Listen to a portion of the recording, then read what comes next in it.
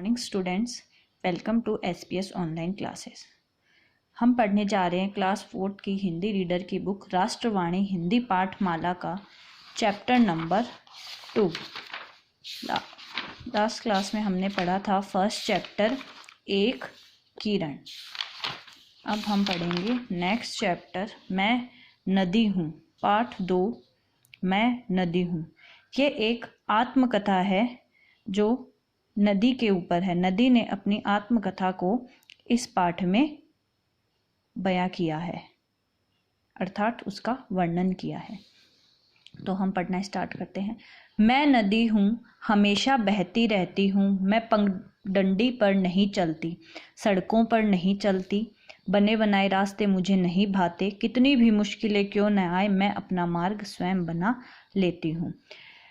नदी अपने बारे में बता रही है कि मैं नदी हूँ जो हमेशा बहती रहती हूँ। नदी का कार्य बहना ही होता है। मैं पगडंडी पर नहीं चलती। पगडंडी का अर्थ होता है फुटपाथ। रास्तों पर नहीं चलती, सड़कों पर नहीं चलती हूँ। बने बनाए रास्ते मुझे नहीं भाते, मतलब नदी को बने बनाए रास्ते नहीं पसंद है। कितनी भी मुश्किलें क्यों ना आए, नदी कहती है कि मैं अपना रास्ता स्वयं बना लेती हूँ। मैं पहाड़ों की बेटी हूँ, सुनसान घाटियों में कल कल छल छल करती बहती हूँ। ऊंचे नीचे स्थानों पर नटखट लड़की की तरह उछलती कूदती हूँ। मैदानों में धीरे धीरे चलना मुझे अच्छा लगता है। नदी कहती है कि मैं पहाड़ों की बेटी हूँ। नदी क्या है? पहाड़ों के बीच से ही बहती है, जो सुनसान घाटियों में कल कल करती हुई और छल छल करती हुई बहती है।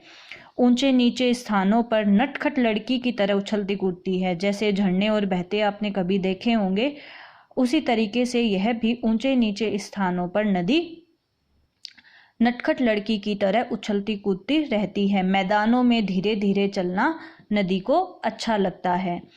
मेरे अनेक नाम है, कहीं गंगा, कहीं यमुना, कावेरी, कृष्णा, नर्मदा, सिंधु, सतलुज, ब्रह्मपुत्र, ये सब मेरे ही नाम हैं। नदी के अनेक नाम हैं जो नीचे बताए गए हैं। यहाँ गंगा, यमुना, कावेरी, कृष्णा, ये सभी क्या है? नदियों के नाम हैं। मैं जहाँ बहती हूँ वहीं धरती हरी भरी हो जाती है। फसलें लहलहाने लगती है, वृक्ष फूलों से फलों से लद जाते हैं। मैं सबको अमृत जैसा मीठा जल पिलाती हूँ। बड़े बड़े नगर और तीर्थ मेरे तटों पर बसे हैं। नदी कहती है मैं जहाँ भी बहती हूँ वहाँ पे धरती हरी भरी हो जाती है। नदियों के बहने से उसके आसपास चारों ओर का जो भी वातावरण है वो हरा भरा दिखाई देता है। फसलें लहलहाने लगती है, क्योंकि ये सभी चीज़ें पानी से ही संभव है, ये सभी जानते हैं। और वृक्ष है जो फूलों से फलों से लद जाते हैं। मैं सबको अमृत जैसा मीठा जल भी पिलाती हूँ। और बड़े बड़े जो भी नगर और तीर्थ हैं, स्थान हैं, वो सभी मेरे तटों पर बसे हैं। तटों का मतलब होता है किनारे पर बसे हैं। काशी, प्रयाग, मथुरा, हरिद्वार, दिल्ली, आगरा, उज्जैन, कोटा और अनेक प्रसिद्ध नगरों के नाम सब जानते हैं। ये सभी नगर बताए गए हैं यहाँ पे, जहाँ जो नदियों के तट पर बसे हैं। जल के बिना मैं सुंदर नहीं लगती। गर्मियों में मेरा जल सूख जाता है, फिर वर्षा आती है और मैं उसी तरह बहने लगती हूँ। कभी कभी मुझे क्रोध भी आता है, लोग उसे बाढ़ कहते हैं।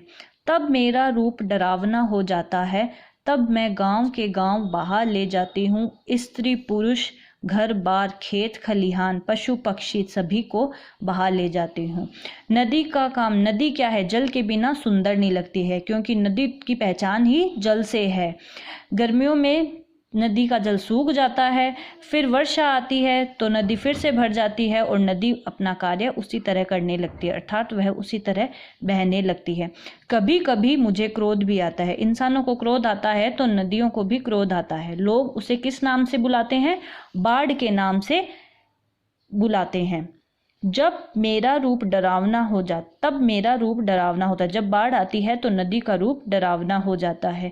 मैं गांव के गांव बहा ले जाती हूँ। स्त्री पुरुष, घर बार, खेत खलिहान, पशु पक्षी, सभी को बहा ले जाती हूँ। बाढ़ आने से सब जगह पानी पानी हो जाता है, घरों में पानी घुस जाता है। खेत खलिहान, पशु पक्षी सभी के सभी नदी की जो बाढ़ आती है उसमें बह जाते हैं। आजकल लोग मुझे साफ नहीं रहने देते। मुझे यह चिंता लगी रहती है कि गंदे पानी की नालियों से कैसे बचूं। कल कारखानों के दूषित गंदे जल और मलबे से अपनी रक्षा कैसे करूं।